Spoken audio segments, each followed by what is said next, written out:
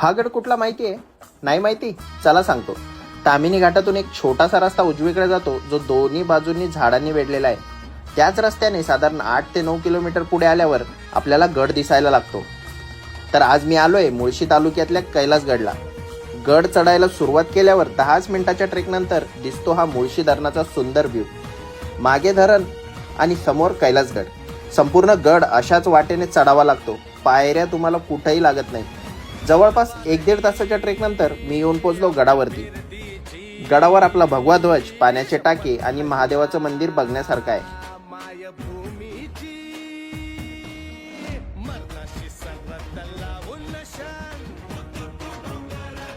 ते फिरून थोडं सोबत आणलेले ड्रायफ्रूट आणि ज्यूस पिऊन परतीच्या वाटेने निघालो.